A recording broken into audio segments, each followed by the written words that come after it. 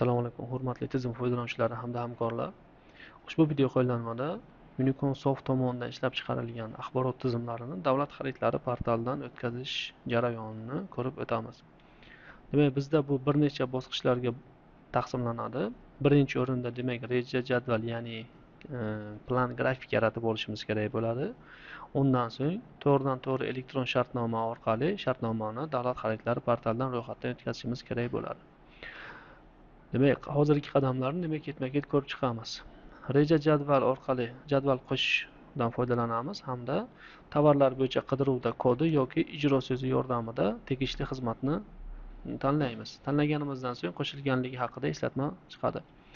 Demak, bunda reja jadvalni nomini kiritib olamiz hamda hisob raqam tanlanadi. Tegishli yil,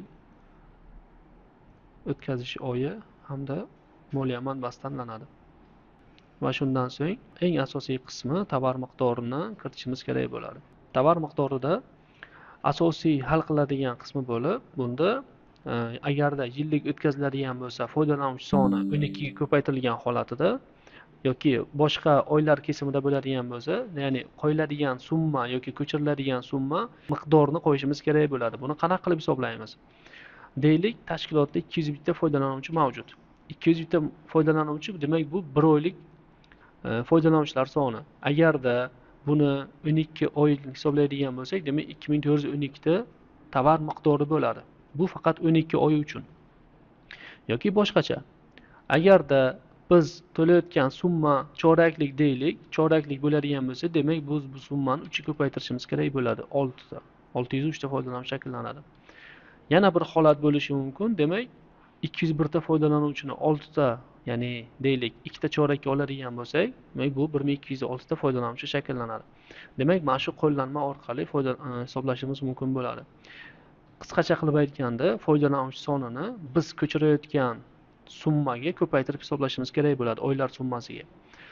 Biz holatimizda demak 200 bitta foydalanuvchi 12 oyga 2412 ta tovar miqdori bo'ladi. Tegishli oylar hamda xarajatlar moddasi tanlanadi va tavsifiga joylashtirib qo'yishimiz mumkin bo'ladi. Qo'sh tugmasi yordamida demak tasdiqlab qo'yamiz. Tasdiqlaganimizdan so'ng ro'yxatga o'tish jadvali orqali demak yaratilgan reja jadvalni ko'rishimiz mumkin. Buni amallar yordamida to'liq tafsilot orqali ko'rishimiz ham mumkin. Demak 2412 ta demak dastlabki holatda tovar miqdorini biz belgiladik. Shundan so'ng keyingi jarayonimiz to'g'ridan-to'g'ri elektron shartnoma. Bunda qo'sh tugmasi yordamida shartnomani shakllantirib olamiz. Demak, yuqori qismida tip elektronoma договора qismidan yagona yetkazib beruvchi tanlanadi hamda ijrochi исполнительning INN raqami kiritiladi. Kiritilgandan so'ng avtomatik bazadan tortib beradi hamda tegishli xizmat tanlanadi. Xizmat tanlangandan so'ng demak xaridlar reja jadvalini tanlashimiz kerak bo'ladi. Demak, bunda biz oldinroq yaratgan reja jadvallarimiz shakllanadi. Ro'yxatdan tegishli reja jadval tanlaymiz hamda tovarlar toifasini tanlaymiz. Demak, shundan so'ng biz oldinda kiritilgan 2412 ta shart birlikdagi foydalanuvchidan, ya'ni shu tovar miqdoridan foydalanyapmiz. Pastki qismida biz tanlagan kodimiz bo'yicha tovar birligining boshlang'ich narxi, ya'ni bu EDO summasining abonent to'lovini kiritamiz. Demak, bu kompaniya tomonidan tasdiqlangan 74500 so'm. Kiritgandan so'ng avtomatik tarzda 2412 birlikka ko'paytirgan holatda yillik summani chiqarib beradi.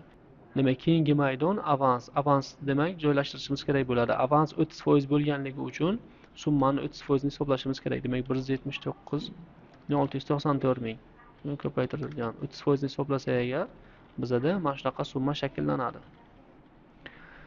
Demak, pastki qismida ответственный лицо исполнителя, demak ijrochining mas'ul shaxs kiritiladi hamda zakazchik tashkilotning rahbari kiritiladi. Shartnoma raqami kiritiladi. Deylik 12/2026 ijro. Region tanlanadi. O'tkazilayotgan sana, tugash sanasi 12 oy bo'lganligi uchun demak 31 dekabr etib belgiladik. Oldindan yetkazib berish to'lov muddati hamda yetkazib berish hisob raqam tanlanadi. Manzil tanlagandan so'ng Yana bir inobatga oladigan qismi bor. Demak, bizda shartnomani o'tkazish tez tez qilib yuborish kerak bo'ladi. Keyingi maydonimiz tasdiqlovchi shaxslarning ro'yxatini shakllantirish. Qachon hamda qaysi vaqtda foydalanamiz? Huquqshunosdan foydalanmaydigan tashkilotlar uchun mana shu maydondan foydalansak bo'ladi. Ya'ni bunda yurist yoki qanaqadir shartnomaga mas'ul xodimni kelishuvini shakllantirishimiz mumkin bo'ladi. Agar huquqshunosdan foydalanmaydigan tashkilotlar bo'lsa, bu tugmadan foydalanib tasdiqlovchi shaxslarning ro'yxatini shakllantirish kerak bo'ladi. Bunda qanaqa jarayon amalga oshiriladi? Qo'shish tugmasi yordamida yurist, yuqorida aytib o'tganimizdek, yurist yoki shartnomaga aloqador xodimlarni pinefeli kiritiladi. Pinefeli kiritilgandan so'ng telefon raqami kiritiladi hamda lavozim tanlanadi va shundan so'ng tasdiqlab qo'yiladi. Tanlangan xodimda shartnoma lичный kabinetiga boradi hamda shartnomani tasdiqlashi kerak bo'ladi. Bu yerda bir yoki bir nechta xodim bo'lishi mumkin.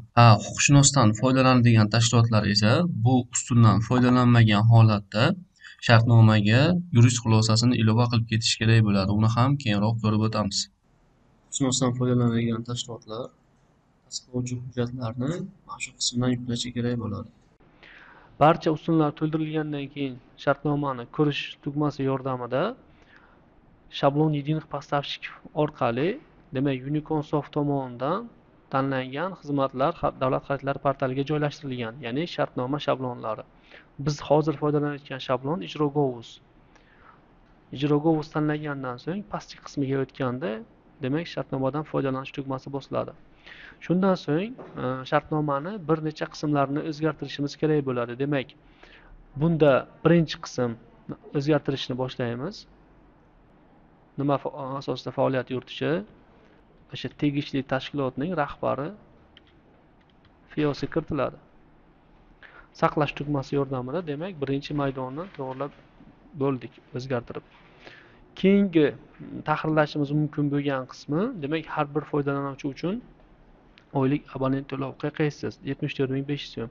Demak, bu qismini o'zgartirish kiritishimiz mumkin emas. Sababi, mana bu summa bilan bu summa bir xil turishi kerak bo'ladi. Keyingi ustunni o'zgartirishimiz mumkin. Jami foydalanuvchilar soni. Keyingi foydalanuvchini tashkil etadi.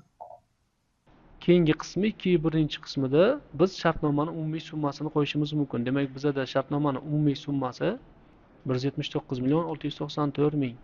Buni o'qishga oson bo'lishi uchun probellardan foydalansak ham bo'ladi. Va shartnomani pastki qismida abonent siri hamda shartnoma raqamini kiritib ketishimiz kerak bo'ladi.